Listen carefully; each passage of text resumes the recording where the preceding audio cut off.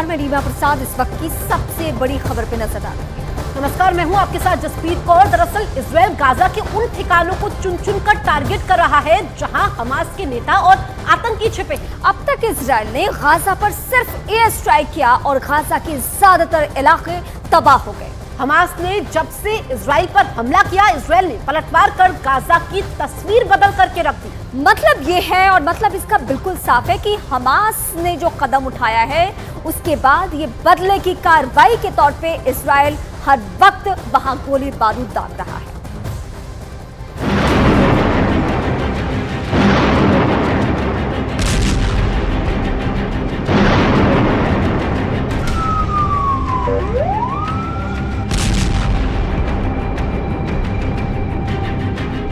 जिस वक्त गाजा की गली गली में इजरायल के बम गिर रहे हैं,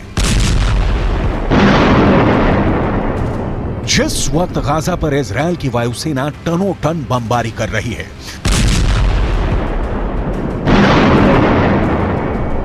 तब यहां के एक अस्पताल के बाहर जमाल अल दुर्रा अपने 2 भाइयों की मौत के बाद उसकी आत्मा की शांति के लिए दुआ कर रहे हैं।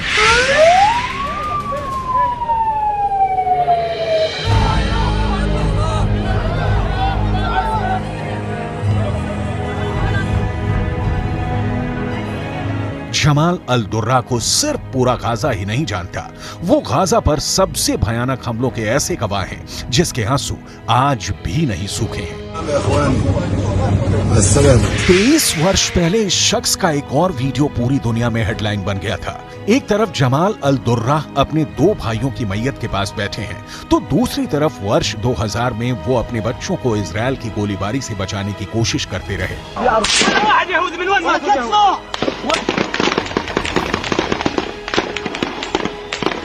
आज इजरायल की बमबारी में जमाल के 2 भाई खत्म हो गए। 23 वर्ष पहले इजरायल की सेना की गोलीबारी में उन्होंने अपने 12 साल के बेटे मोहम्मद दुर्रा को खोया था।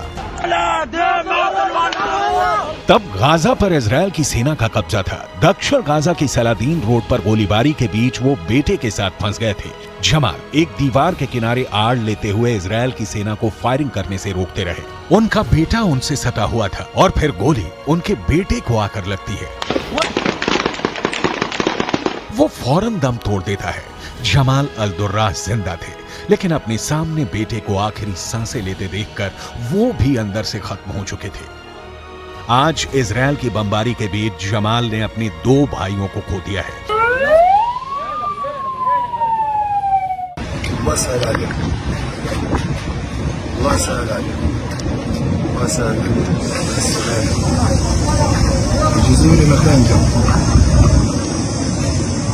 الله يرحمه ويرحم جميع الشهداء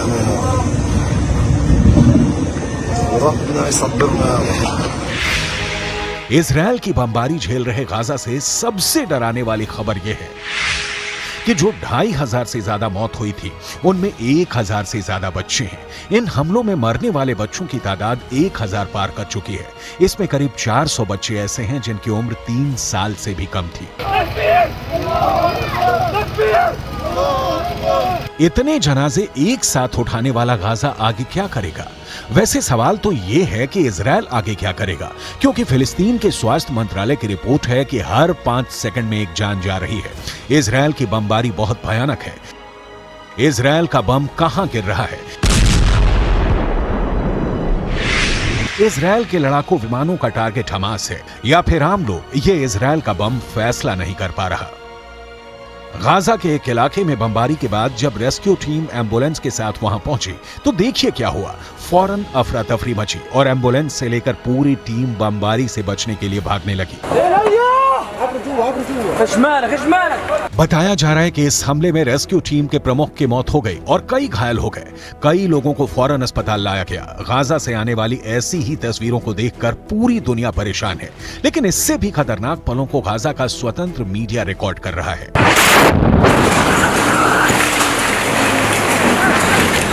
गाजा के एक अस्पताल में दिन रात काम कर इस डॉक्टर को पता चला कि उसके घर पर बम गिरा है और फिर कई लोग अस्पताल लाए गए हैं। वो उनके पास फौरन पहुंचा, दिलासा दिया कि सब कुछ ठीक हो जाएगा। इसके बाद ये डॉक्टर दूसरे कमरे में जाता है तो वहां अपने बेटे की लाश देखकर उसके होश उड़ जाते हैं।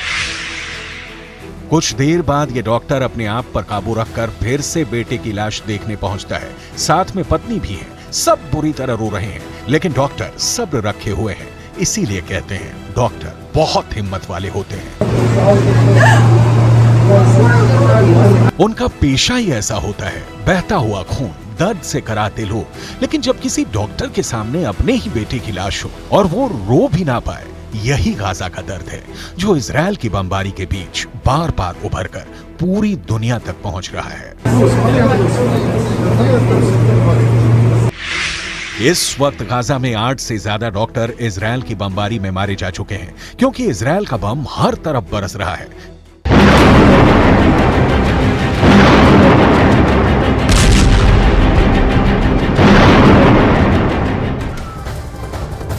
7 अक्टूबर के हमले के बाद इजराइल ने हमास के कई ठिकानों को निशाना बनाकर बर्बाद कर दिया है। अब तक हवाई हमलों में इजराइल ने हमास के कई कमांडर्स को मारा है और अब इजराइल की खुफिया एजेंसी मोसाद ने हमास के 2 और शातिर कमांडर के ठिकानों का पता लगा लिया। इस रिपोर्ट में देखिए हमास कमांडरों ने इजरायली सेना से बचने के लिए क्या क्या प्लान तैयार किए हैं।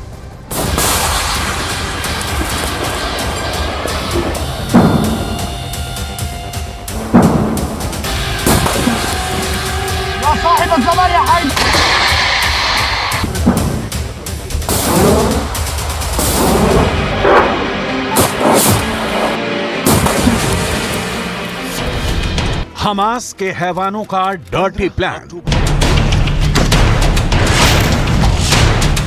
2 कमांडरों का चाइल्ड प्ले। हमास ने इजराइल पर 40 साल का सबसे बड़ा हमला तो कर दिया, लेकिन अब इजराइल के जवाबी हमले से गाजा पट्टी में डर का माहौल है। इजराइल हमास को बर्बाद करने में कोई कसर नहीं छोड़ रहा है। वहीं इजराइल की खुफिया एजेंसी मोसाद ने हमले के मास्टरमाइंड के बंकर को ढूंढ निकाला है। हमास के 2 top commander Israeli defence forces के निशाने पर हैं और इन्हीं की तलाश में इजराइल की सेना लगातार गाजा शहर में हमलों को अंजाम दे रही है।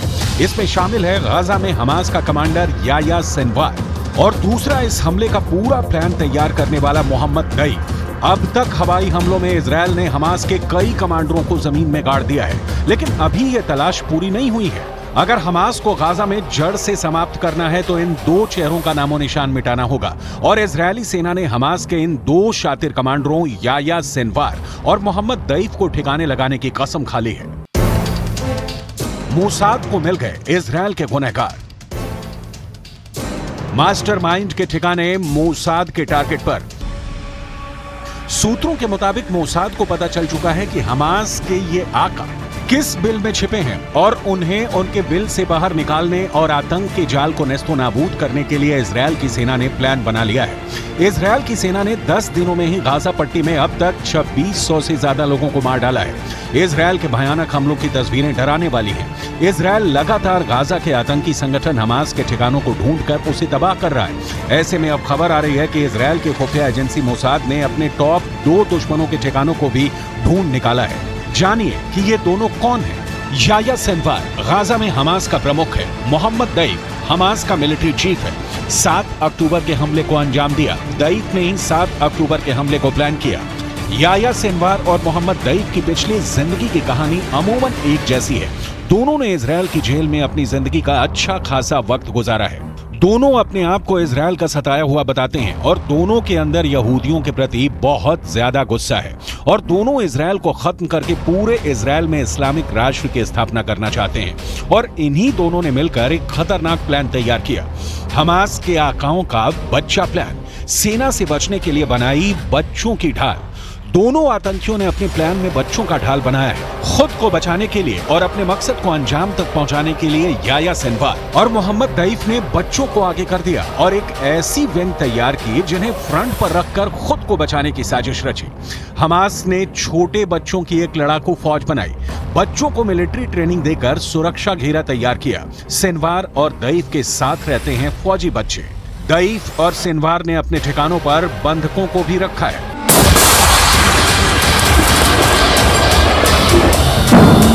दरअसल खुद को बचाने के लिए दोनों कमांडरों ने जो घेरा तैयार किया है वो बहुत ही खतरनाक है और इजरायली फोर्सेस को रोकने का काम कर सकती है, क्योंकि इजरायली सेना बेकसूर बच्चों और महिलाओं पर गोली नहीं चलाना चाहेगी, ना ही उन्हें मारने की कोशिश करेगी। अपने सुरक्षा घेरे में याया सिनवार और मोहम्मद दैफ ने बंधकों को पहली पंक्ति में रखा है, यानी पहले घेरे में वो बंधक हैं जिन्हें हमास के आतंकी इजरायल से अगवा करके लाए थे। दूसरे घेरे में बच्चों की फौज है जो सामने वाले पर हमला भी कर सकते हैं और हमास के कमांडरों के सामने ढाल की तरह भी खड़े रह सकते हैं।